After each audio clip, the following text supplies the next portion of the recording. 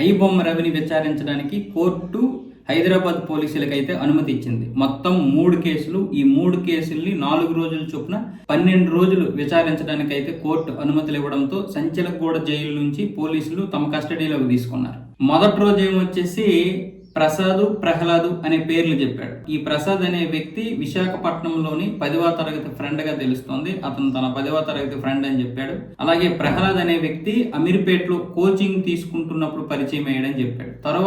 తర్వాత రోజు ఏమొచ్చేసి విచారించినప్పుడు నాకు ప్రహ్లాద్ ఎవరో తెలియదు అన్నాడు. కానీ ఇప్పుడు మొత్తం కూడా ప్రహ్లాద్ పేరు మీదే ఉన్నాయి. ఐబొమ్మ రిజిస్ట్రేషన్ కూడా ప్రహ్లాద్ పేరుతోటే ఉంది. ఇవి కాకుండా కరేబియన్ దీవుల్లో ఉన్నటువంటి పౌరసత్వం కూడా అతడి పేరు మీదే ఉంది. పైగా తన పౌరసత్వానికి సంబంధించి ఈ డాక్యుమెంట్స్ అన్ని కూడా ప్రహ్లాద్ పేరుతోటే ఉన్నాయి. ఇప్పుడు దాని గురించి పోలీసులు విచారిస్తున్నారు. అంటే మెల్లగా మొత్తానికి పోలీసులు అయితే నిజాలైతే రాబడుతున్నారు. అయితే ఈ ప్రసాదు, ప్రహ్లాదు ఇద్దరు ఏ పాత్ర పోషించారనేది ఇంక తెలియరాలేదు.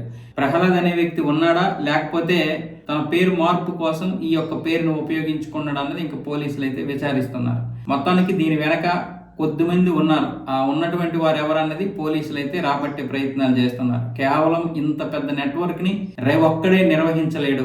ఇక్కడ ఉన్నటువంటి వారు ఏదో ఒక విధంగా సపోర్ట్ చేశారు. సపోర్ట్ అంటే జస్ట్ మారల్ సపోర్ట్ మాత్రమే కాదు, టెక్నికల్ సపోర్టు, ఫైనాన్షియల్ సపోర్టు అన్ని ఉన్నాయి. అలాగే దాంతో పాటు లా అండ్ ఆర్డర్ విషయంలో కూడా సపోర్ట్ ఎవరో ఉండుంటారు. లేకపోతే ఇంత పెద్ద నెట్వర్క్ నడపలేడు. వాళ్ళందరినీ ఇప్పుడు బయటికి తీసే ప్రయత్నాలు అయితే తెలంగాణ పోలీసులు చేస్తున్నారు.